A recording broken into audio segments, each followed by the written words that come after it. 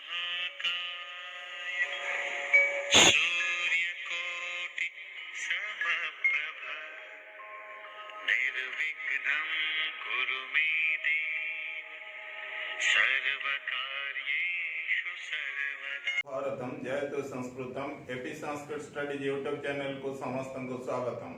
श्रद्धेय छात्र छात्री माने आज आमे माने युक्त 2 द्वितीय वर्ष एमएल संस्कृत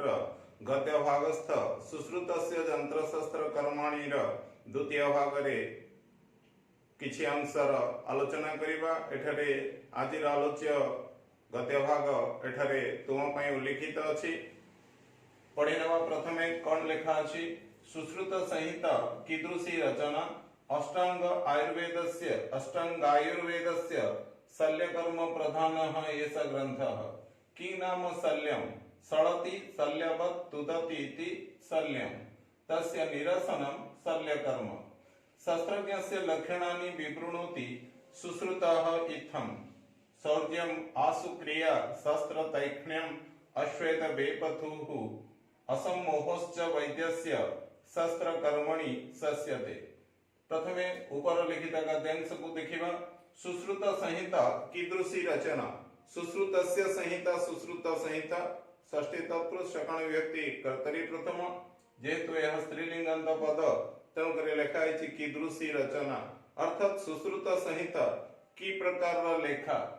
अष्टांग आयुर्वेदस्य शल्यकर्म प्रधान एष ग्रंथः। अष्टांग आयुर्वेदस्य संधि विच्छेद अष्टांग युक्त आयुर्वेदस्य तले अष्टांग अष्टानि अंगानि यस्य अष्टांग बहुव्रीहि समास। आयुर्वेद हम पढ़िचे आयुर्वेद आयुर्वेद कर्मधारय समास। अष्टांग आयुर्वेदस्य संबंधे षष्ठी वा षष्ठी शल्यकर्म प्रधान एष ग्रंथः। तले एष ग्रंथः अर्थात यही सुश्रुत संहिता कर्तरी प्रथम अष्टांग आयुर्वेदस्य संबंधे षष्ठी वा षष्ठी शल्यकर्म प्रधानः। शल्यं कर्म शल्यकर्म षष्ठी तत्पुरुष शल्यं कर्म शल्यकर्म कर्मधारय शल्यकर्म प्रधानः जस्मिन् सह कोई बहुव्रीहि समास अर्थात एही सुश्रुत संहिता ग्रंथ हेउची अस्त्रोपचार विद्या आधारित अटे। कहा भितरे ना 8 प्रकार आयुर्वेद मध्य रे एही सुश्रुत संहिता आमर शल्यकर्म विशेषत्व व शल्यकर्म प्रधान युक्त अटे। अर्थात जेउ संहिता रे बा जेउ शास्त्र रे अस्त्रोपचार विद्या विषय रे उल्लेख अछि। तापरे कह जाउछि कि नाम शल्यम। शल्य कहिले कोन बुझ? सळति शल्यवत् तुदति इति शल्यम। सळति जाको सरल भाव रे ठीक बुझाई दिया जायछि शल्यवत् तुदति। शल्य अर्थात मुनिया अस्त्र तले शल्यवत् तुदति अर्थात पीडयति तले सळति शल्यवत् तुदति इति शल्यम। जहा शरीर भितरे थाई जेउ रोग ग्रंथि बा अस्थि बा मांस जहा ही शरीर भितरे थाई हमको पीड़ा प्रदान करे। जो पीड़ा बेले बेले आमे हमर समस्त कार्य व्यवस्था रे संलग्न थिला बेले मध्य अचानक भाव रे से पीड़ा आसिले आमे हतबाक होई जाऊ अर्थात हम कार्य विनष्ट हुए। से मुहूर्त रे ही आमे किछि कौनसी माने से कार्य को से समय न करी पारी किंकर्तव्य मूढ़ अवस्था प्राप्त हे जाऊ एवं मृत्यु समय यंत्रणा उपभोग करू। से जो अस्थि नष्ट अस्थि व नष्ट मांस हमको एभली अवस्था आनी दिए ताहा ही होची शल्यम। तापरे कह जाउची तस्य निरसनम शल्यकर्म। तस्य हला संबंधे षष्ठी व षष्ठी निरसनम निहि अस ल्यूट प्रत्यय अछि हमें तेन करी तस्य एठी कृतके षष्ठी करि देले औरी ठीक रहइबो। तले तस्य निरसनम अर्थात शल्यस्य निरसनम शल्यकर्म। शल्यर निरसनम मीन्स निष्कासन अर्थात हमर शरीर भितरु सेही नष्ट अस्थि व नष्ट मांस इत्यादि अस्त्रोपचार विद्या माध्यम रे ताहाको बाहर करि देबाकु ही शल्यकर्म कहा जाय। अर्थात शल्यकर्म अर्थ हेउछि एठारे अस्त्रोपचार।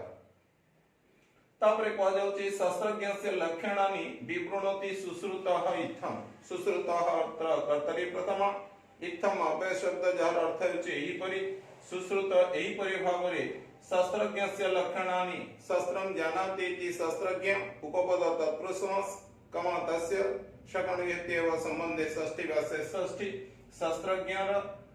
लक्षणानि लक्षण गुणिकु कर्मणि द्वितीय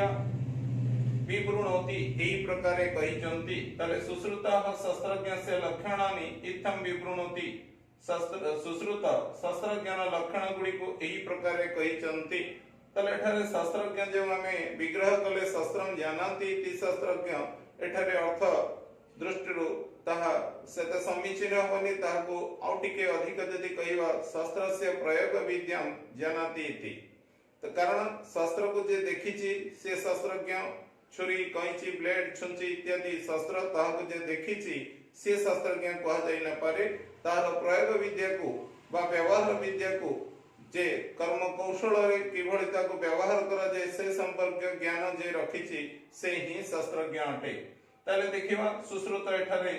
शस्त्रज्ञर लक्षण बा जहा को एठारे शस्त्रज्ञ बा शल्यज्ञ को जाउछि से होचे आजिकल इंग्रजी रे जदि कहिबा सर्जन अर्थात अस्त्रोपचार जे करूछि रोगी को रोग उपशम आनि देबा पई जे अस्त्रोपचार माध्यम रे तार चिकित्सा करूछि से होछि शल्यज्ञ बा एठारे उल्लेखित शस्त्रज्ञ ताले सेही शस्त्रज्ञर लक्षण को सुश्रुत किभଳି कहउचंती न सर्ज्यम आसु क्रिया शस्त्र तैक्षणम अश्वेत वेपथु असमोहश्च वैद्यस्य शस्त्र कर्मणि शस्यते इस श्लोक रे प्रथमे यदि संधि विच्छेद देखिबा तले अश्वेत वेपथु असमोहश्च रे संधि विच्छेद अछि असमोह युक्त च एवं एहार यदि अन्वय को जिबा तले एही भଳି हबो सर्ज्यम आसु क्रिया शस्त्र तैक्षणम अश्वेत वेपथु असमोह च वैद्यस्य शस्त्र कर्मणि शस्यते अर्थात वैद्यस्य एठारे वैद्य कहले केवल चिकित्सक बा डाक्टर को बुझाउ नहीं एठारे वैद्य के मध्य से शस्त्रज्ञ बा शल्यज्ञ को बुझाउछि तले से शल्यज्ञर शस्त्र कर्मणि शस्त्रम कर्म कर्मधार समास कमा तस्मिन् अधिकरण सप्तमी शस्त्र कर्म रे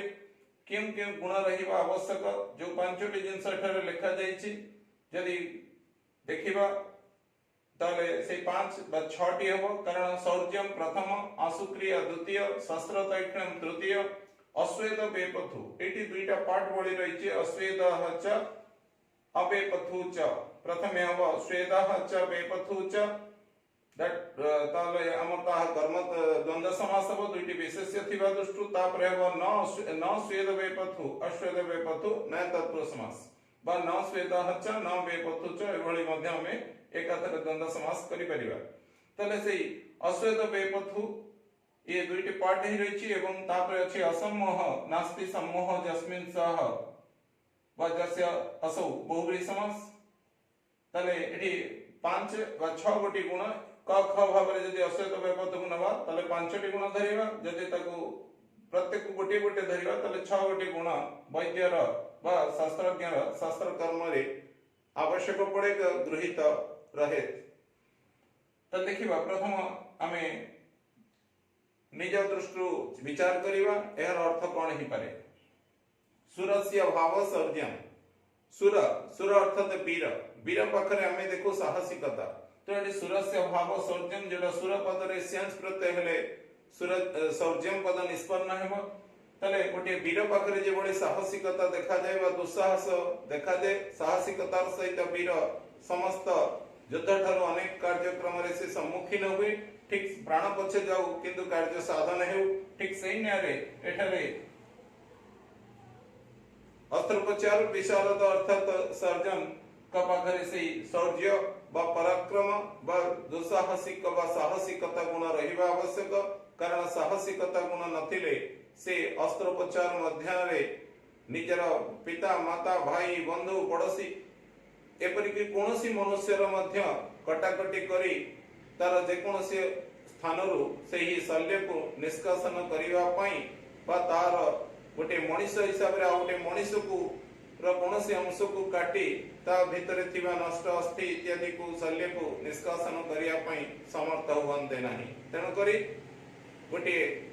अस्त्रोपचार विशारद हेबा को हेले तांका पाखरे ए प्रथम गुण रहिबा नितांत आवश्यक द्वितीय गुण को देखिबा आसु क्रिया आसु क्रिया कर्मधार हे परिबो बा आसु क्रियते जा क्रिया आसु क्रिया उपपद तत्पुरुष हे परिबो तले आसु अव्ययपद जार अर्थ है शीघ्र जदि को शब्द भाव रे नहीं हम स्त्री प्रत्यय करबा आसुई बा आसुहु क्रिया जेतु अछि स्त्रीलिंग पद तले आसुहु बा आसुई क्रिया आसु क्रिया कर्मधार समास हे करूची त आसु अर्थात जल्दी बा शीघ्राति शीघ्र जे क्रिया संपादित हे परिबो बा जे जल्दी बा यथाशीघ्र कार्य संपादन करि परिबो एहा हम इंग्रजी रे कहउछ कॉम्पिटेंसी बा ओडिया रे निपुणता बा दक्षता तेंगरी अस्त्रोपचार विशारद पाखरे कार्य कुशलता अधिक मात्रा रे जते बेले आसी जाय से सते बेले तार कार्य को अर्थात कटा कटे सिलाई ए सब कार्य को यथाशीघ्र समाहित करि पारे एभली योग्यता रहिबाटा नितांत आवश्यक अस्त्रोपचार विशारद पाखरे ता द्वारा कोन हे ना रोगी पाखरे थिबा मानसिक चिंता जो थाए माने एक तो ताको शारीरिक रोग दृष्टि कष्ट पाउ थाए किंतु अस्त्रोपचार हेबा अव्यवहित पूर्व तार जो मानसिक जंत्रणा से भोगु थाए ताहा स्वल्प समय मध्य रे सरी गले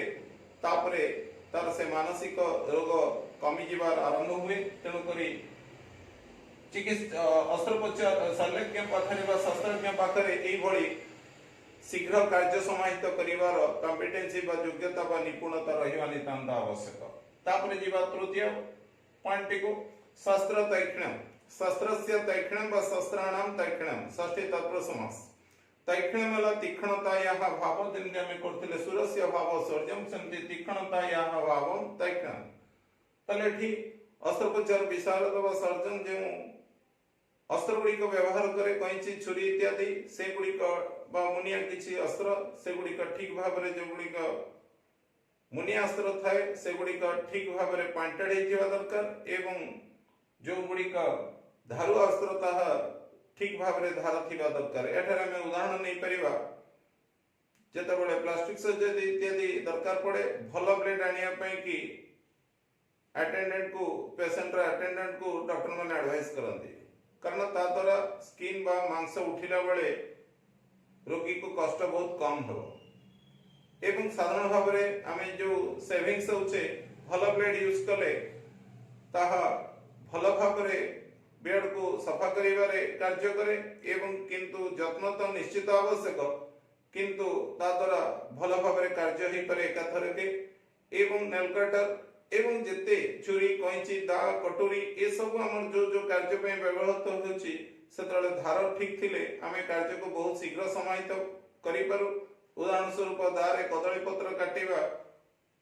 सेते शीघ्र संभव हुए जेते बेले दारे दाढ़ थाए पनिकिरे जेते बढ़िया दाढ़ थाए सेते शीघ्र बा सेते भलो भाव रे परिबा काटिबा संभव हुए आमे जानि जे नुवा नुवा पनिकिरे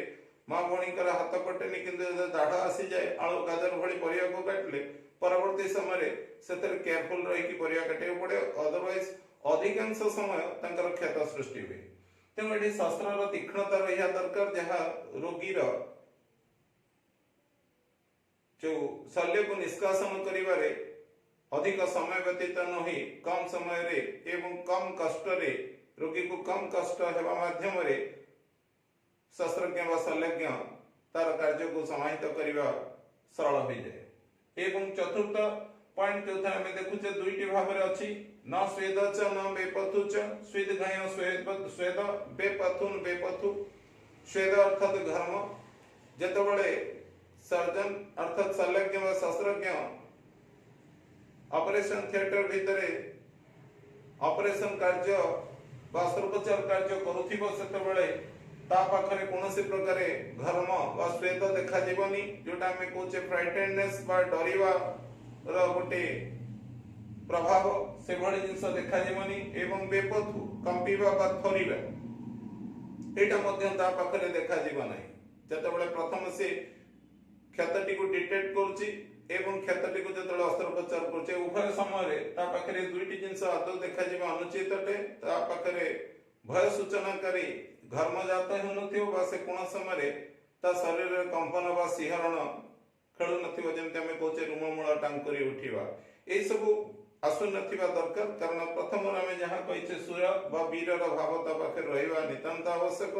से जति डरिबो से जति नर्वस होबो ता पाखरे बळी कंपन बा खरा इत्यादि आसीबो ताहले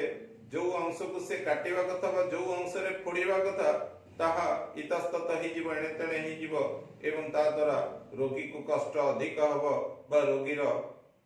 अस्त्रोपचार कार्य ठीक भाव में समाहित होबारे प्रतिबंधकता बुझिबो। एवं पंचम पॉइंट अछि गुणटी अछि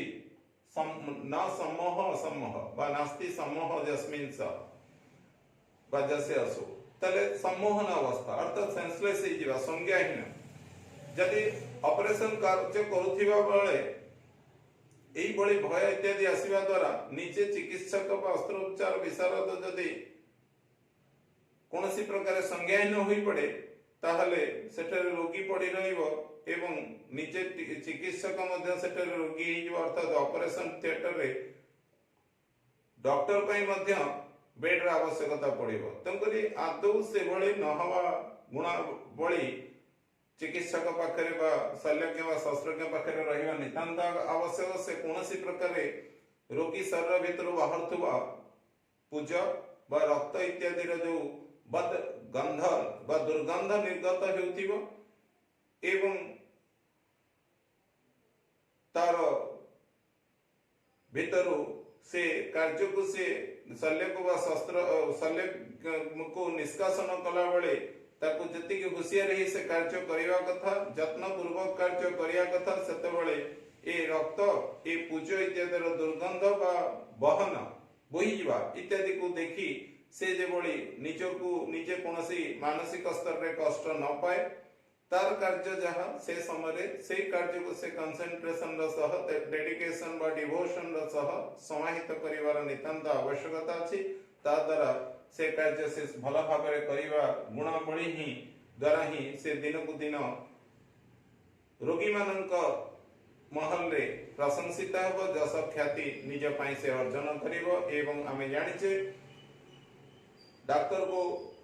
रोगी माने समस्त जीवंत भगवान बोली भावंती जेमति अन्य पक्षरे राजा को भावंती सेमति डॉक्टर को भावंती राजा असुविधा समय खाद्य प्रदान करी बंचाई रखंती किंतु रोगी को रोग कबल रक्षा करिया दायित्व अटे डॉक्टर मानकर तंकुरी जो जीवंत भगवान बोली भावंती डॉक्टर माननकु रोगी माने से भली धारणा तांकर आहुरी मजबूत हो एवं सेतिरे से भली चिकित्सकर मध्य मर्यादा वृद्धि हो। एई सुश्रुत यंत्रशास्त्र कर्मणीर आजिर गद्यांश आलोचना जदि तुमको भल लगुथिबो तुमको पाठ पई उपादेय हेउथिबो ताले निश्चित भाव में तुम ए चैनल को लाइक और सब्सक्राइब करी और अन्य सांग मानकु शेयर करी उत्साहित करियो बोली मोर आशा और विश्वास। धन्यवाद।